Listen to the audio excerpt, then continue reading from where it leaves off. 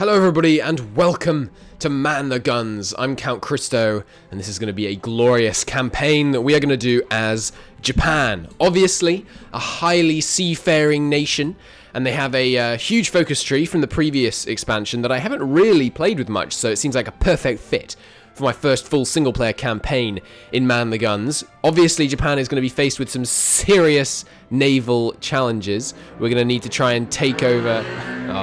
That's great. That's great. Thank you, motorcyclist. Anyway, we're going to try and obviously fight the massive navies of the United States, of Britain, of France, in order to gain control over the southern resource area. We're going to go relatively historical. However, the world is not. As you know, if you've watched my video on the subject, you can set custom game rules now, which include how the AI behaves. So if we load the Crazy Europe setup, I have designed this to basically make it so that the Allies have an easier time in Europe, but in a fun way, rather than just buffing them.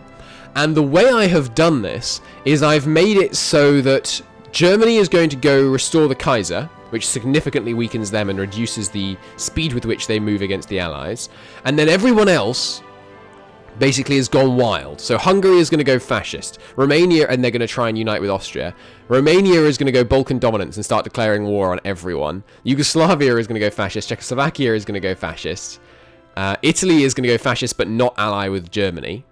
And the Netherlands are going to try and cave to the Germans, but the Germans aren't going to be fascist, so I have no idea how that's going to work.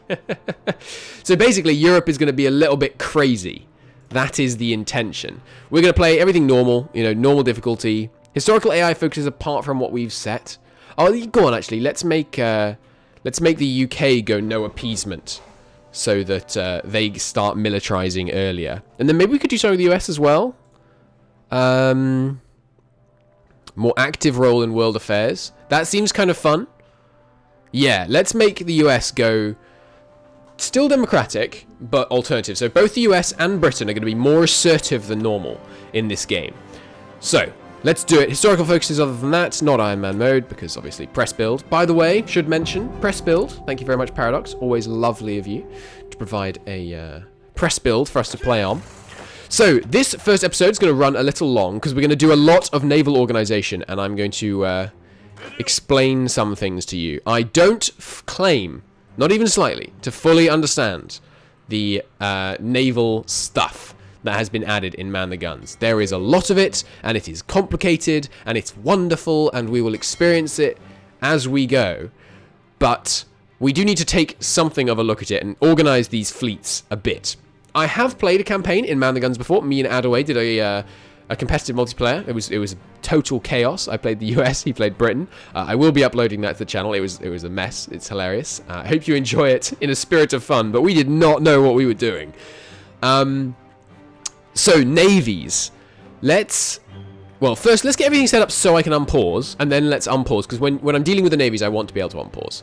Focuses-wise, we're going to go historical. Historical means purge, rather than, which is this one? This is the officer coup with the London Naval Treaty, but we're going to stick with, do I want to get the new naval estimates first? To get those extra, just those 4 extra dockyards right out of the gate is pretty valuable. But I don't know, 10% stability seems really powerful too. And I do want to, I want to have an early war with the Chinese. I think I'm going to go with new naval estimates first, so that we can get all the dockyards we can soon. Because we're going to do a huge naval war this series. I'm really looking forward to, unlike in my multiplayer, or I couldn't pause much, to doing a serious, in-depth look at how the new naval mechanics work and how we're going to actually structure things here. It's going to be very cool. Research-wise, right, so we have this weird, what is it, duplicate research. I think it's just slowing down air research right now. Good to know. So, new techs. We've got fuel refining, which increases your fuel gain per oil and increases your fuel gain from refineries as well. We will definitely want to start researching that, but not straight out the gate. For now, we're going to go pretty much Holy Trinity. Also, new techs in here. There are fire control systems now, which are pretty important. They give big bonuses to ships. They do lower reliability quite a bit. Obviously, the biggest area where there's new techs is the naval tree. But we're going to get Holy Trinity to begin with. And then the fourth one, I'm going to throw... Ooh, we already have 36 hulls. Wow. That's pretty good. So this is the new way that naval technology works. What happens is you research a hull, and the hull doesn't come with any damage or anything like that. This has no guns in it, right? But you can put in it modules like engine, like torpedo launchers, like depth charge throwers, like sonar, like airplane catapults, etc., etc., etc. And then that gives it its stats. So I think we should immediately research the 1936 destroyer hull. Destroyers are very important for spotting enemy ships. This is something I've learnt in my my multiplayer with Adaway. You need to have some fast destroyers, and the one thing you get when you research higher tier ships is you also get the extra horsepower engine. So we need that 50,000 horsepower engine for our destroyers. The other great thing we can do to destroyers is drop mines, and I think mines are going to really help us fighting a slightly asymmetric naval battle against people like Britain. Because I think with Germany neutered, Britain's going to go hard against us. So heavily mining places like the Straits of Malacca, I think, is going to be a very good move to infringe the British ability to actually move against us. Like, if we mine up this area and this area, we're going to neuter their ability to move in this region. And if they try to move in this region, then they'll, hit mines. So that should help. And then we can launch our invasion. We can take Saigon first and then launch our invasions into the north, bypassing the mines. I think friendly mines are still a risk, but they're a much lower risk than hostile mines. So we have 19 military factories, 15 naval dockyards, and 25 civvy factories. Not bad at all. We currently have 4 fuel. Is that just native? Oh, right, yeah. The map modes have all changed. Good lord. And you can customize which ones you have. So what do we want? We want, Army, Navy, Air Force, obviously. Those will keep the same. Map mode 4, supply. I'm not sure if that's what I want it to be. I think map mode 4 should be... I like resources, maybe? Yeah, I think 4 for resources. Yeah, that's good. And then 5 is currently terrain. Looking at terrain, I don't know, I kind of know, honestly. This sounds ridiculous, but I kind of know what terrain is where on most of the map. So I don't think I need terrain there. Maybe that's supply. Supply on F5. F6. Oh, I've put it on F4 now. Whoops. That should be resource on F4. Supply on F5. Resistance on F6. I'm so used to that. I don't want to change that. So F7 is now terrain. F8 is infrastructure. Not that we're going to use that much. F9 is factions. That's kind of a nice map mode, isn't it? And then there's also... no, I didn't mean to do that. What was that? Faction. No, F6 should be resistance.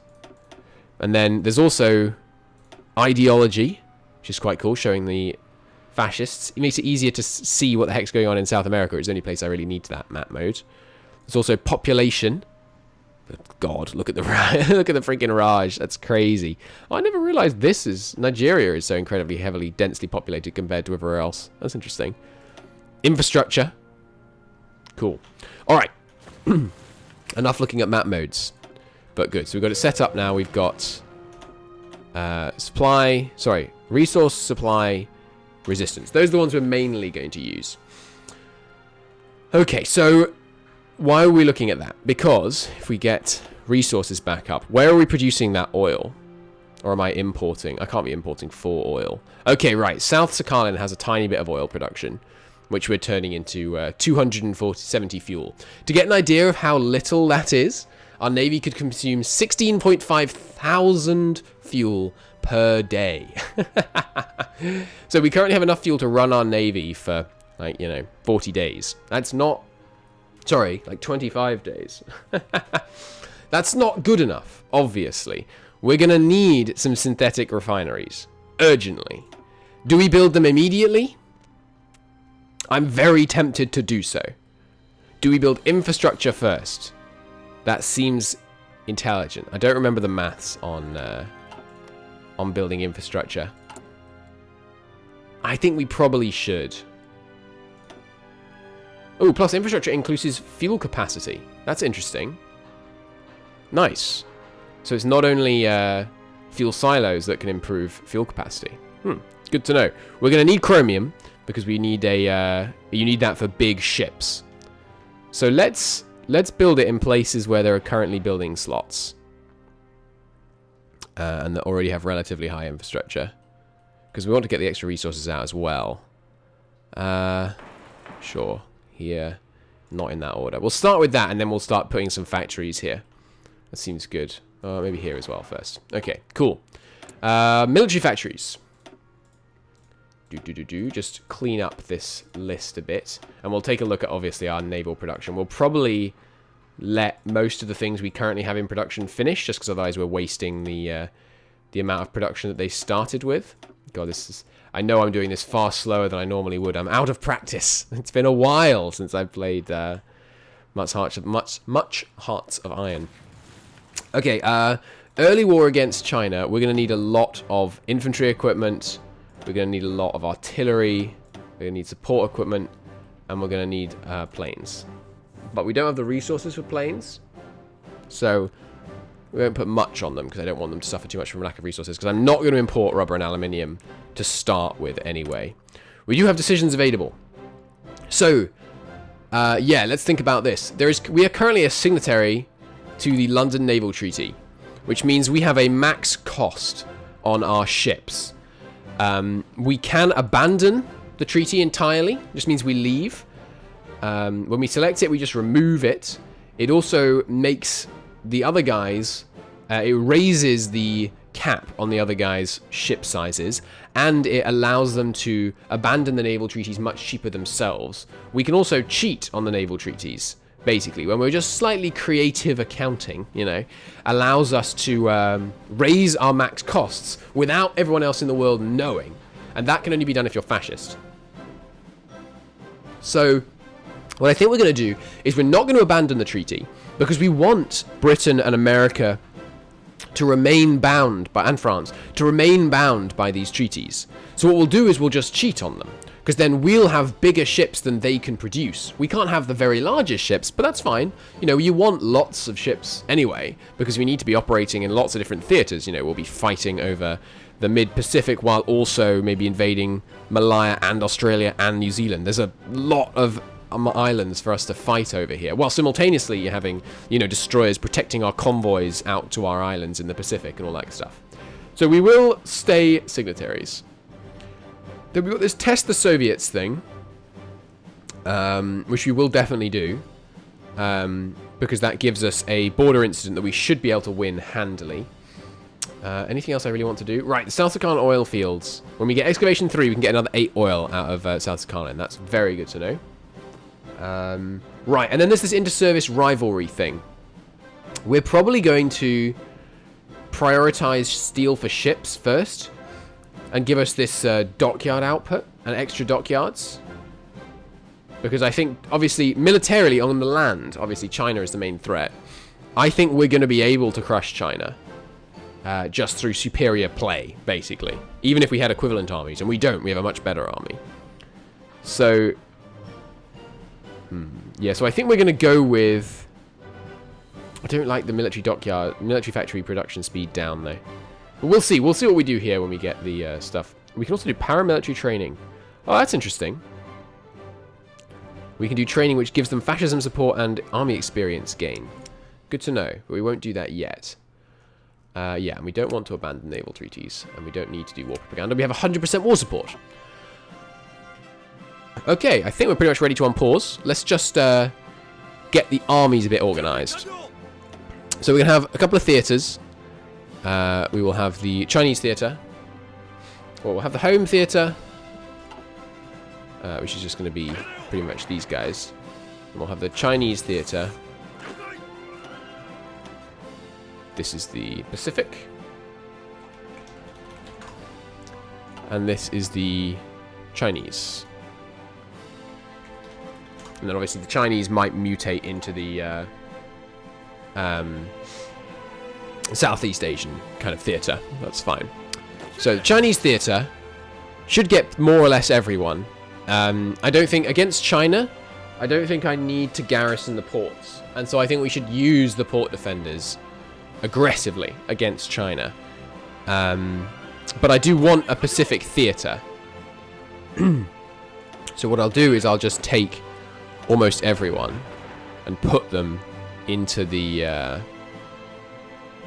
not quite everyone in the home theatre either, and put them into the Chinese theatre. But then the Pacific theatre, I am going to take the time right now to garrison these ports. Now, do we want to try and protect all of these ports? It's a lot. It's definitely like a huge amount of ports we'd have to be defending.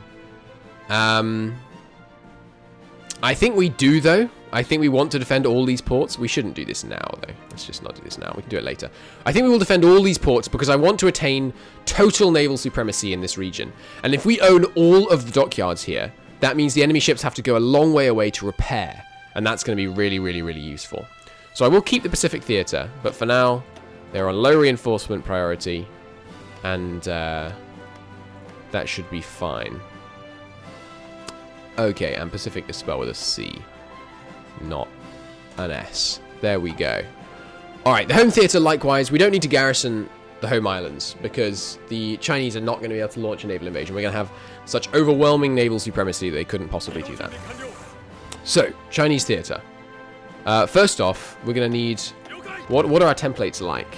We got 24 width infantry. That's good. We can shrink that to meet our deficit, maybe. We'll duplicate it first, though. We've got some lightly armoured thin divisions. We've got a thick motorised division, okay. And we got some cav, and we've got some fairly decent marines. They're a bit small. That's okay. And then we've got this garrison unit division. Okay. So first things first, we're going to want those... a bunch of these guys. We're going to immediately have a border war with the Soviets. So let's get ready for that with the crack troops. Get over here. Not on the whole Soviet front. I just need you right here. The Soviets are on historical, so they should never go to war with us. I think, like, ever. The Soviet focus treaty is the same as it ever was.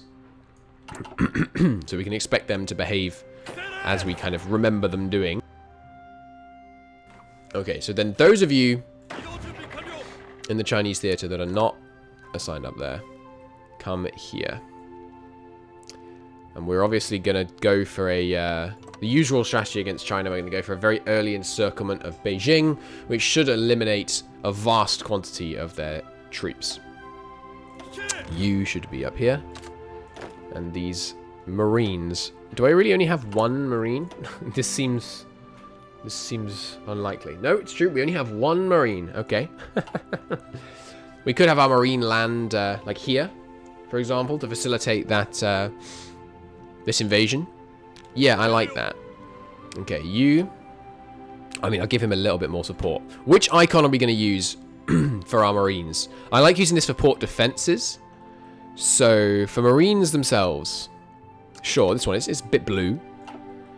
You are going to go from here to here. Or maybe to here. More aggressive. And we will give you some support. And then they'll just create a little pocket here, which I can push down easily through these open plains to meet. That should work. You should be going up here. Good, he is. Now, what do we do with the fact that we have a bunch of bad troops in here? Because these guys are the garrison units. We could switch them to these, but that's going to cost way too much. I think what I'll instead do is maybe even shrink them down to 10 width, so they're a width that I like. Add in a couple of engineers, and then keep them. And then we'll use the 10 widths maybe as garrisons for Pacific Islands. Because we don't have, you know, we're not playing Germany or the UK, or US. We're not going to have like a vast amount of factories. I think that's okay for a very basic start. And obviously the movement against Shaanxi is going to be slow. We could also stagger the wars against Shaanxi and China, but I think that's too, in my opinion, that's too gamey. We're not going to do that. It's it makes it really easy because you can begin with troops here, and then the pocket just becomes trivial. So we will we'll probably fight a static war against Shaanxi and the communists to begin with. You. Right, so the troops that I sent to the north will give us separate organization. Army group led by Samurai Lineage. That's cool. He can have the best attack guy. For now, the best troops need to be on the Soviet border because I really want to win this. You get some nice bonuses if you win. River attack, perfect. I don't know if we count as the aggressors or the defenders in this this border conflict, but if we count as the aggressors, we'll want that bonus. Okay, there we go. Position those men there. You are over strength. Well, we could do some. I mean, do we want to do naval invasions against China? I'm not sure it's that necessary. But we will. We will want to because it will facilitate pockets. So we crush in here, pocket the Beijing forces, move to this line, and then we can launch a naval invasion here at the same time as crushing in here, pocket again, then crush south, invade here, pocket the capital, crush the capital. Yeah, that will work. We'll do that. But we can pull off men to join those naval invasions, either as we train more men or as they become available. So we will want. Well, we don't really need Marines for that kind of naval invasion because we're not targeting ports. So let's just train more of these, but reinforcements are, as ever, the top priority. Good. So you guys are going north. All right, so this is we should give these guys a special symbol because they're, sure. That looks kind of like a, border between here and here. That can be the border conflict symbol. That's fine. You guys are going to come under the Field Marshal for China, who will be replaced, no doubt, soon. Okay, so you're the main northern thrust. And you're slightly too big in terms of number of divisions, so we'll move some over. Who's going to lead the main thrust against China? Realistically, probably this guy, but just for now, we'll make it you. I just like having all my generals assigned. And then you're going to have a bunch of cav, so sure. Let's make you up here. We should... well, I don't know, cavalry are going to be useful for rapid movement in this pocket, so... In fact, let's send some cavalry in the naval invasion. That way they can rapidly take the empty tiles. Do we have a guy with commando? We do. Nice. Hitoshi, you are going to be extremely useful in keeping our cavalry alive while the tanks break through the line in the north. Okay. Infantry armies are going to all be assigned the default color. Because that's just how we do. You are a fleet garrison army. And so we'll be assigned the appropriate stuff. You are also a fleet garrison army. And so we'll be assigned the appropriate stuff. Good. Okay, that's the army organized. On to the navy. Now, this is going to take a little bit longer. In all likelihood. So, naval organization. Theaters, navies, task groups. That's the hierarchy. Okay, so I hope that makes sense. Navies all operate in the same regions. You can't have different task forces operating in different regions. That is my understanding. Your actual task forces, like let me give you a practical example. So this navy, okay, has one battleship cruiser force, one carrier destroyer force. This seems strange. Let's merge those. So we have now, and it also has another. Let's merge these. So this navy, the game sometimes calls them navy groups, but let's just call this navy. So it has a big navy, it has a small surface navy, and a submarine force. Okay, But that doesn't mean I can say, hey, submarine force, operate here, while main navy, strike force here. Note that it's the strike forcing in both places and convoy raiding in both places. I hope that makes sense. This was something that it took me a little while to comprehend when I was first starting off. So, we're going to go with how are we going to organize our fleets? We need one fleet that's going to be in charge of convoy interdiction. It's going to make certain that no one imports anything to China during this war. We'll organize the fleets entirely for the Chinese war, and then once we finish the Chinese war, we'll do a full fleet reorganization in preparation for the Pacific War. That's I think that's the sensible way to go. We have currently maybe too many task forces. I don't know why I need these. It's just because these are way out here, stationed far away. So I think I'm going to bring them home. Bring him home and all that. So you guys can all merge up. And you guys as well, possibly. Yeah, you can go in here. Now, there are different missions that your navies need to accomplish. The three most important, or four most, I mean, they're all important. First one is patrol. So, if we patrol with this navy in this region, then they will look for enemy ships in this region. If we just give the tooltip a read. Patrol a selected region. There you go. So they're patrolling. What this means is they're going to attempt to identify the location of enemy ships. And then if their engagement settings and their strength versus the enemy's strength is such that they feel that they can engage the enemy, they will do so. If they identify the location of an enemy and they're too weak, then to take them on their own, they call to anyone with the strike force command in that region. So these guys, let's do it with a practical example. We're going to want some guys based out of based out of here. And I think, by the way, each task force is only going to be currently active in one sea zone. No more 3 sea zones per like group of ships, I think. So, you guys, let's rebase you down to this place. Chugoku. Actually, I kind of want you based out of Kyushu, honestly. I don't expect us to take heavy damage, so we don't need to worry too much about throughput. Alright, and we can unpause just to get these ships put into position. We'll go speed 4 for now, just while we're getting everything organized. Okay, so, ships in position? Yes, good. So now, what we want to do is, we want to make sure the Chinese don't get any ideas about having their ships floating on my ocean.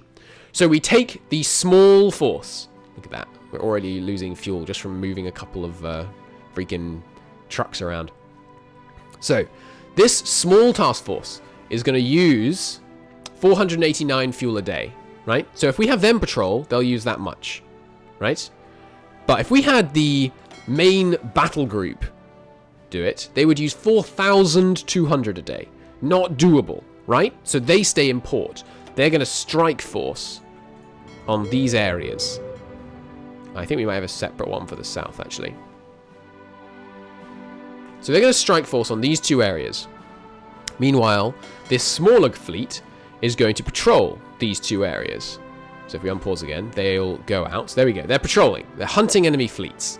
If they find any enemy fleets, then they will leap into action and either attack them if they feel confident enough, or they will call out to the strike force, help! And the strike force will deploy, move to the combat, and engage the enemy ships.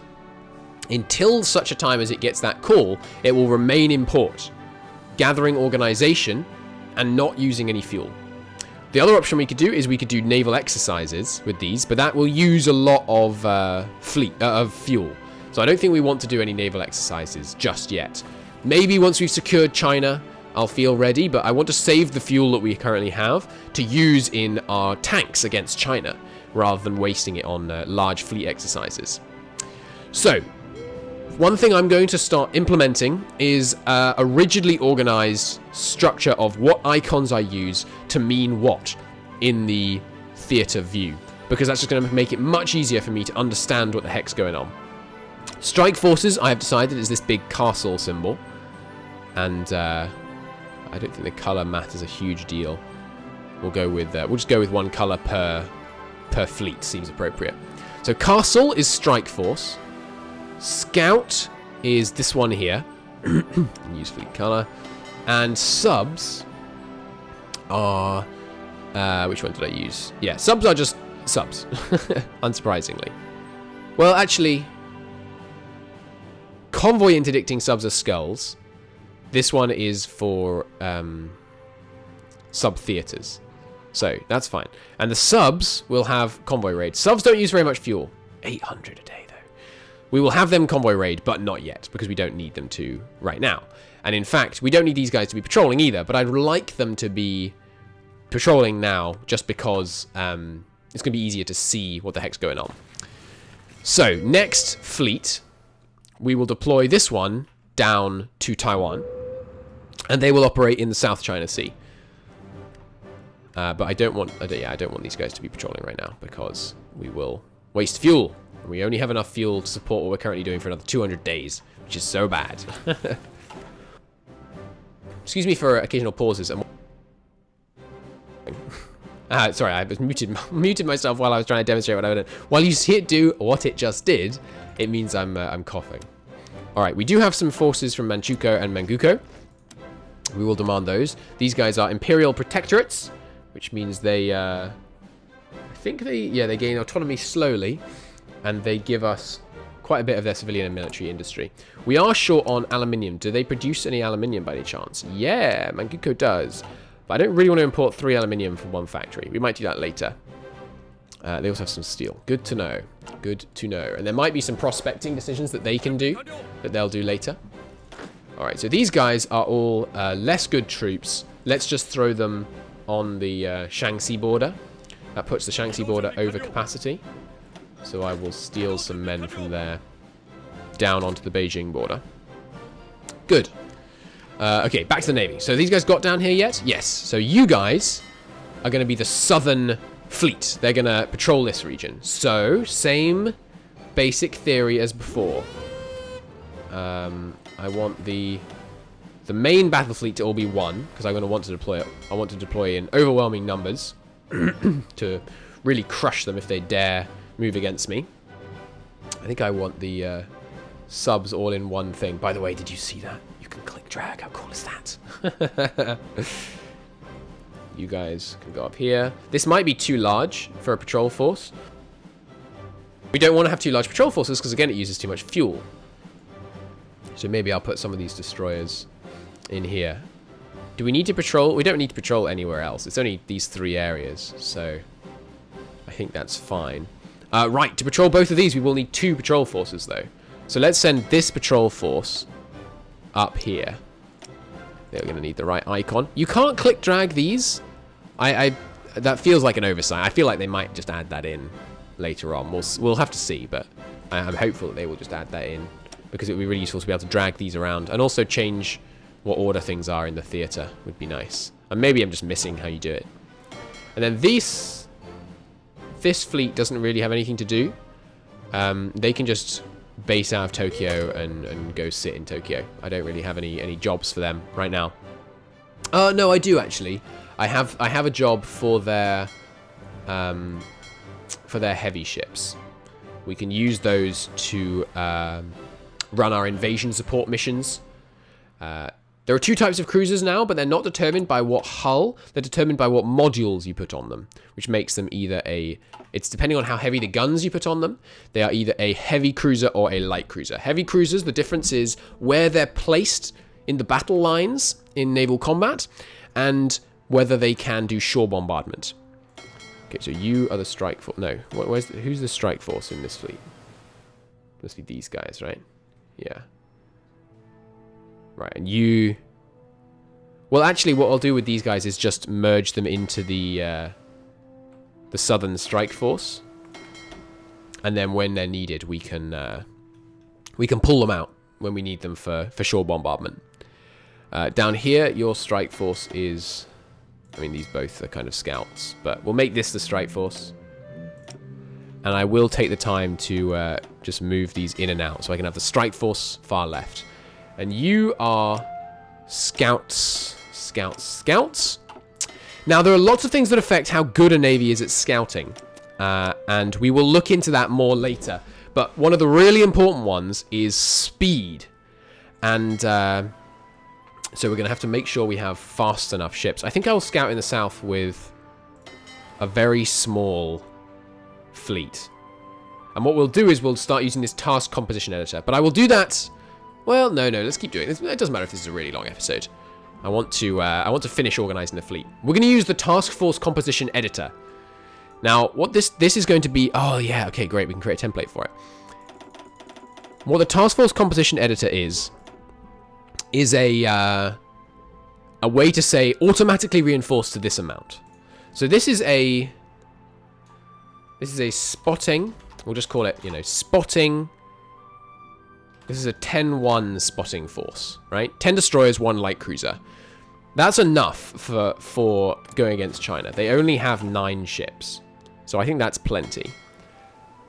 So you are now set up. Which one was it that we did this to? This one. Okay, just go to them. Aren't you the ones I had operating in the north?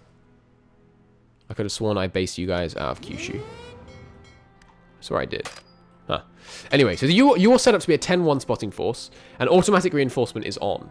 So let's move everything that isn't in that 10-1 organization out of it. And then we put them in the reserve fleets for this theater, and they can be up here. Now, if this lost... Sorry, if this lost... what happened? Where did the other destroyers go? They merged down here. Well, I guess we can test this out then. So he's at... I'm confused. Why is it saying 0 out of 0 heavy cruisers? Obviously, I mean, 0 out of 0 should just be... Yeah, there we go. Okay, so he is a reserve force. These guys... They're short 10 destroyers, for whatever reason. And these guys are in the reserve force. And there are some destroyers in the reserve force. So now if you were to say, be ordered to patrol this region, he's got automatic reinforcement on. I think they should receive new ships, right? They should get these destroyers. 10 required and automatically reinforced. But they don't appear to be actually automatically reinforcing. It's possible they only automatically reinforce upon returning to port, where there is a reserve fleet. Let's test that theory. Okay, so you're a reserve fleet. You guys hold. Go back to base. So they go back to base. And then if I give them a new mission... It appears to not be working. But I could just be misunderstanding how that works. It seems like the automatic task force thing is currently not working. But I mean, I don't know. It's such a new system, I could just be completely missing how it works. Either way, we can manually fix that. So I think we're going to go with 10-1 scout forces. The question is, do I even want the heavy cruisers in my scouts? All right, there we go. Because the light cruisers. Because the light cruisers are quite a bit slower than the destroyers. But they're bringing far more firepower to the game. I don't know. Maybe we just want destroyers. But for now we'll go. With like this. And you are a scout. So they'll patrol this area, and we need another one to patrol this northern area, which will be this one, which is already set up. And we'll turn. I'll turn on. I'll load. Where do I load? Oh, you can just set to current composition. That's really helpful. Let's do that. And then, I can even tell it what kind of light cruisers to have. That's interesting. Maybe that's the problem. Maybe I have the wrong kind set on this one. Oh no, it just wants any. Ships assigned to any role. Yeah, okay. We should probably do the same. Where's he gone? Didn't I just set it up on another navy? I thought I set it up on this one. Well, anyway. There we go. And can I just... I'm confused. Shouldn't I be able to click here and pick the one I saved for this one? Maybe I didn't save it? This is a spotting 10-1. Save. Okay. And then this one, I can just load spotting 10-1. Nice. Okay. Good. Marvelous. And maybe we don't want all these guys in the strike force. You know, having this many battleships might just be a waste of fuel, considering we're only facing the Chinese. Yeah, let's have much smaller battleship groups. That seems good. And down here in the south as well, we will take out a bunch of these heavy vessels. Maybe a couple of those can go back. Yeah, just because I don't want to. Yeah, don't want to use excess fuel. I believe they all merge to the first one you select. It's good to know. And you are just a really small secondary strike force. That's fine. Good. Okay, unpause. I think everything is now set up. We've got the 3 scouting groups ready to go. This one is a bit large, so I think I will split that in half. We can have an extra scouting group there, because we're gonna have a lot of land to freaking scout once we get started here. And I think you need one, yeah, like I say, you need 1 scouting group per sea region. Okay, I think that's everything set up. I will end the episode. I'm sorry, today's episode was obviously a bit slow. In tomorrow's episode, things will go much, much quicker. But I hope you enjoyed it anyway, looking at all the new naval features. I'm obviously going to be slightly less kind of hyped than I might be while I'm just staring at these naval features, trying to figure out what the heck is going on. But I assure you, I am still excited, and we will still have a wonderful time. See you in the next episode for maybe the invasion of China. We'll see. Bye-bye.